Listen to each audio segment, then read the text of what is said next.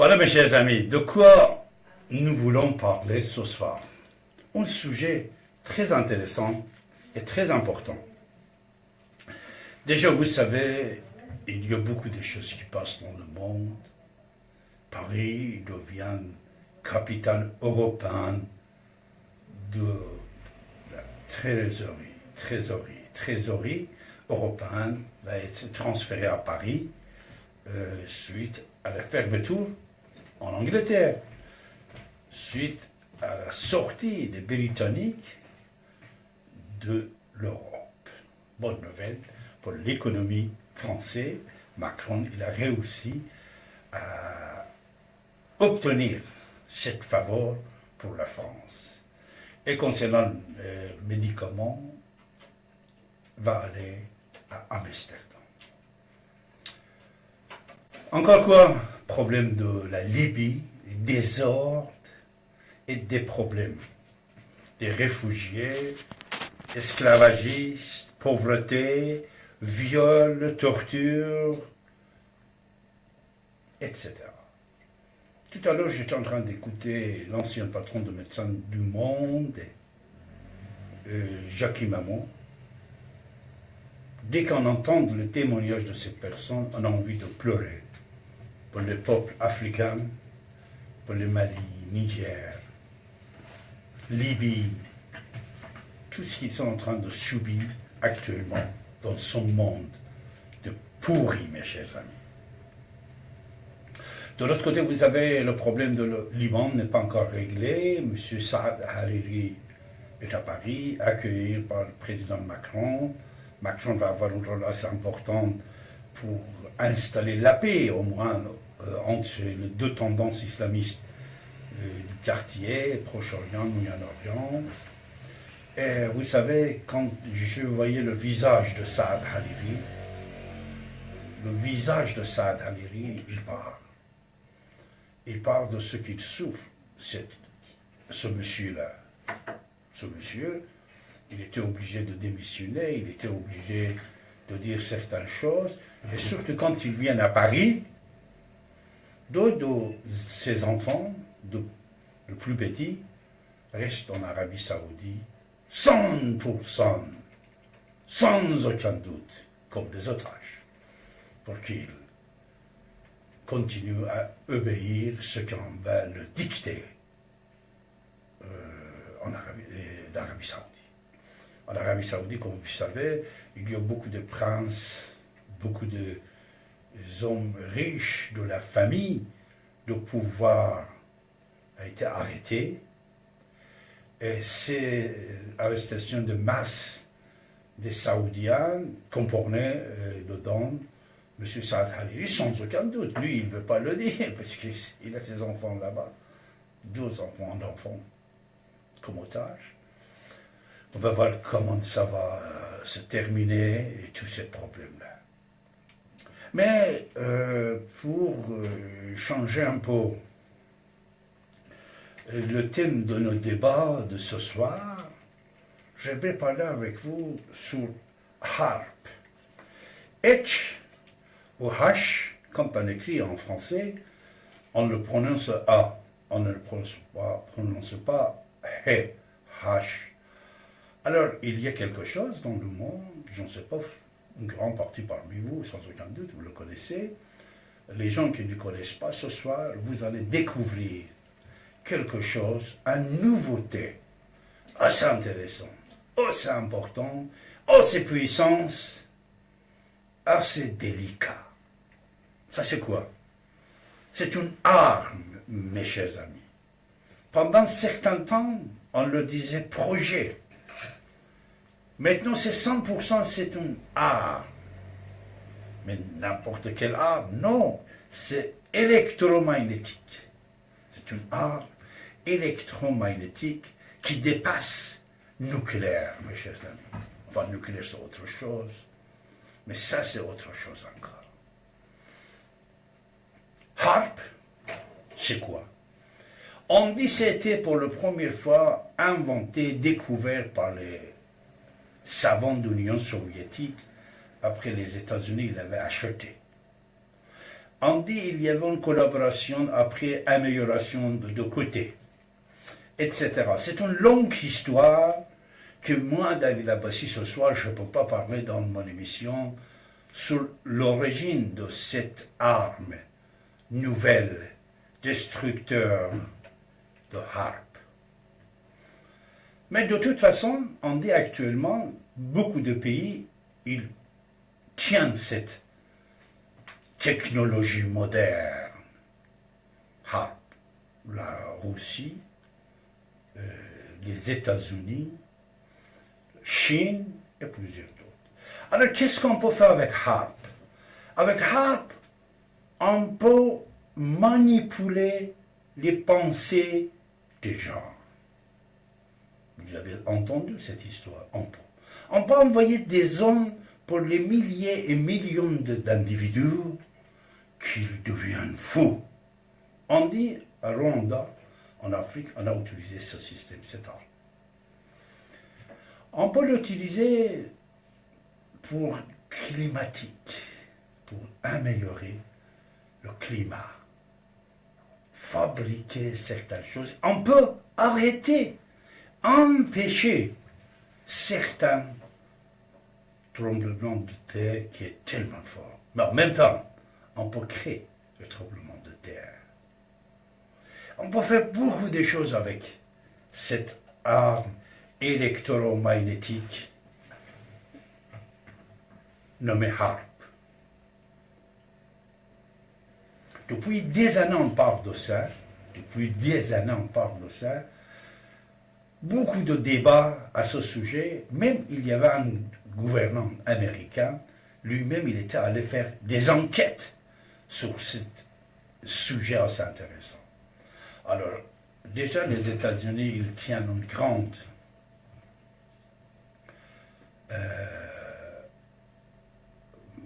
caserne, on peut dire, une grande station de cette arme électromagnétique en Alaska.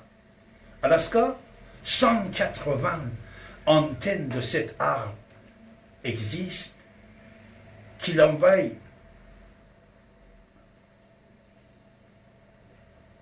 la force qu'il a, qui est tout à fait différente avec tous les armements que vous avez entendus jusqu'à maintenant, jusqu'à 50 mètres, non, 50 kilomètres souterrains. Il faut fabriquer les tremblements de terre. Alors déjà, on parle sur 3 tremblements de terre qui ont été fabriqués par harpe. Celle de Haïti et celle de Japon, mars 2011. Ce n'est pas des histoires que je raconte. J'ai fait une recherche pendant quelques jours et surtout, on parle beaucoup des savants, des professeurs, des gens qui connaissent cette technologie. Que ça, c'était ces 3 tremblements de terre. Le troisième, je vais vous dire c'est laquelle. C'était fait par harpe. Même celle du Japon, le 11 mars 2011, et il y avait des confirmations par les hommes d'État japonais, que vous pouvez trouver tous leurs témoignages sur l'Internet. Après, les responsables, les ministres japonais, ils viennent à répondre à ces propositions, pas accusations, je ne sais pas quoi. Cette personne, il dit, responsable haute autorité de Japon, il dit, même si on va considérer que ce troublement de terre était fait par les Américains dans notre pays, maintenant que nous avons besoin d'aide, il ne faut pas refuser leur aide, et surtout qu'on n'est pas sûr que qui a fait ça. C'est-à-dire, tout le monde a dit que c'était fait par harpe, mais il dit, on ne sait pas c'est qui. Et cette grande responsable politique en pouvoir japonais, il insiste en disant que la Chine, la Russie, les États-Unis et plusieurs d'autres pays, ils ont cette arme.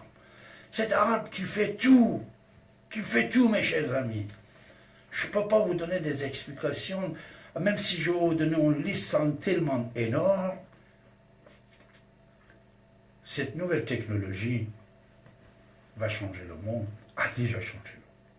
Alors, le dernier tremblement de terre, qu'on dit c'était fabriqué par art, c'est celle de Kirmanshah en Iran, la semaine dernière, dimanche, pas ce dimanche, l'autre dimanche, il y avait un tremblement de terre assez fort au Kurdistan iranien et Kurdistan d'Irak. Et là aussi, on dit, ça c'était rare, puisque moi j'ai vu les films, la lumière qui descend, comme je vous ai dit, à 50 km sur Terre, pour créer cet tremblement, c'était filmé. Et beaucoup d'autres témoignages, et beaucoup d'autres personnes qui ont dit qu'ils ont vu des choses dans le ciel qui correspondaient exactement à cette histoire qu'on raconte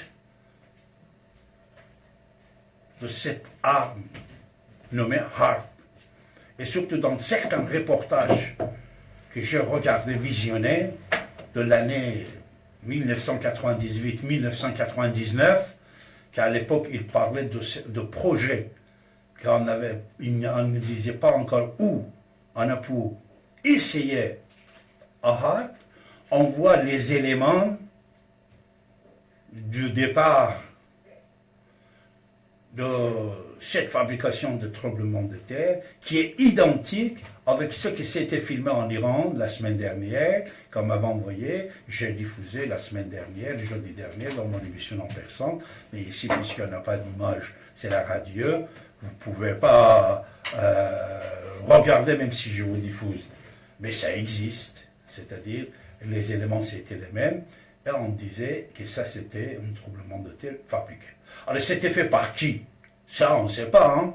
Mais il ne faut pas oublier que déjà Iran, depuis 40 ans, il est en train de donner des slogans et être armé et contre certaines puissances mondiales, que ce soit l'Amérique, que ce soit les États-Unis d'Amérique et l'Israël. Et toujours dans leur prière de vendredi ou je ne sais pas quand ils font, il dit à la fin, il dit Abba, Abba Israël, Abba, Abba Amérique, il dit Amérique. En même temps, les missiles balistiques que l'Iran il y a, comme vous avez pu constater, sur ces milices et ces missiles, quand il l'envoie, et il écrit encore Abba Israël, Abba Amérique, une provocation, une volonté de détruire d'autres peuples, d'autres pays. Ça, c'est d'un côté, c'est-à-dire lui-même, il déclare la guerre aux autres pays. Après, d'autres pays, il ne faut pas oublier le problème des missiles de Yémen vers l'Arabie Saoudite, il y a déjà quelques semaines, qui a fait beaucoup de polémiques, et surtout la démission de M. Saad Hariri concerne cette missile qui a été touché l'aéroport de Riyad, et surtout que les Saoudiens aussi ils ont dit qu'ils ne vont pas le laisser sans réponse, cette attaque, et ils l'ont considéré comme attaque. Et de l'autre côté, les menaces permanentes des États-Unis, M. Trump, contre la Corée du Nord, qu'aujourd'hui il a déclaré Corée du Nord comme un pays terroriste, et il a mis parmi les pays terroristes, Corée du Nord, et de l'autre côté, l'Iran qui était déjà reconnu pays terroriste. Voilà. Et autre chose qui est très importante, c'est le voyage de Mohammed bin Salman, celui qui gouverne actuellement en en Arabie Saoudite. En Arabie Saoudite, comme vous avez pu entendre, tout le monde est d'accord que le roi Salman, il est seulement un roi d'honneur. Le pouvoir, exécution, est à la main de son fils, qui en même temps qui dirige plusieurs ministères, et il est le successeur de trône également. On dit c'est lui qui gouverne là-bas. Alors lui, Officiellement, il était allé en Israël. C'était diffusé cette information dans les médias israéliens. Le prince héritier d'Arabie Saoudite est allé rencontrer M. Benjamin Netanyahu officiellement et ils ont serré les mains en disant que nous sommes alliés. Nous ne sommes plus des ennemis, on est alliés. Alliance forte avec Israël, alliance forte avec l'Amérique. Et de l'autre côté, il ne faut pas oublier tout ce qui se passe dans le monde. C'est business. On peut acheter tout ce qu'on veut. Mais il y a certaines versions aussi, ils disent, puisque l'Iran, même peut-être lui-même, il a pu l'acheter, cette arme électromagnétique de l'ex-Union soviétique, c'est-à-dire on dit même peut-être l'Iran lui-même aussi, il a cette arme. Si ce n'était pas fait par ses ennemis, c'était fait par lui-même pour martyriser le visage de la République islamique d'Iran, surtout qu'actuellement, il est ciblé par la totalité des pays arabo-musulmans, dirigés par l'Arabie Saoudite et par les États-Unis, et seulement c'est Poutine qui est avec la République islamique d'Iran. Autre élément qui nous montre, on savait déjà que ce problème va arriver, c'est que avant ce tremblement de terre en Iran, M. Poutine, il était allé en Iran, rencontrer le guide spirituel Ali Khamenei, et ils ont discuté, parlé longtemps ensemble, sans interprète. C'est-à-dire, Ali Khamenei, il ne parle pas russe. Non plus, puisque je le connais bien, il a déjà 40 ans que je ne l'ai pas vu, mais je le connais. Il ne parle pas non plus l'anglais, fort, quelques mots, mais il parle bien turc. Vladimir Poutine, puisque c'est un président ex-agent de KGB, s'il parle plusieurs langues, c'est possible qu'il parle la langue de Tadjikistan, persan, ou la langue turque d'Azerbaïdjan, puisqu'il est Ali Khamenei, il parle turc, Azerbaïdjan. Peut-être c'est comme ça qu'ils ont parlé ensemble, ou comment ils ont fait sans interprète, ça à voir. Mais de l'autre côté, quand il a parlé avec Rouhani, le président iranien, les visages étaient un peu pâles. Le visage, surtout le visage de Rouhani, quand je le vois. Je crois, et c'était marqué, noté, informé, diffusé, comme quoi Poutine, il voulait informer l'Iran de ce tremblement de terre. Mais qui a fait ça, ça je ne sais pas. Personne jusqu'à maintenant ne peut pas dire de savoir qui a fait ce tremblement de terre, mais l'utilisation de HARP est nette et claire. Mais autre élément assez important, c'est certains éléments que je vous donne ce soir, cet élément assez important, c'est quoi? Ce que l'endroit choisi, c'est un endroit à discuter. C'est le Kurdistan iranien, cette partie d'Iran, ces gens-là, les Kurdes, ou ils sont zoroastriens, ils ne sont pas musulmans, ils sont zoroastriens, ou ils sont sunnites, ils ne sont pas chiites.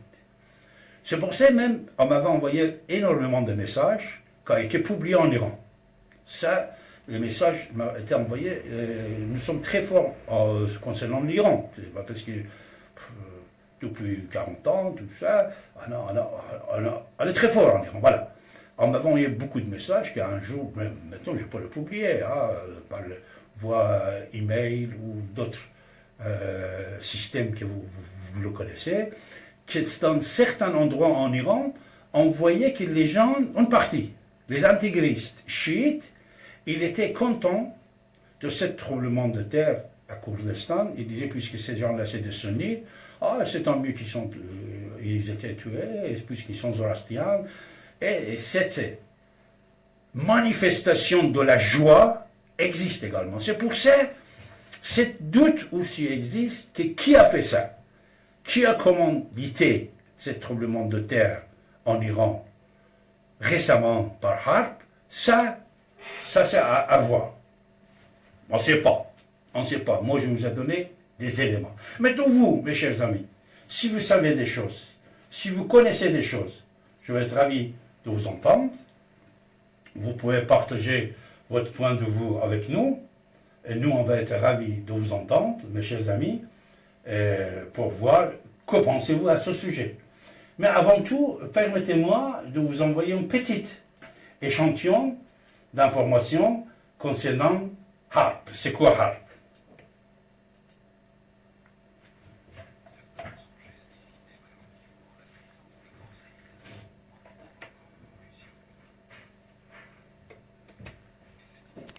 Restez avec nous, mes chers amis. Bon, moi, je suis Yaran. Merci. Minimum bien. On va retourner, mes chers amis. À tout à l'heure.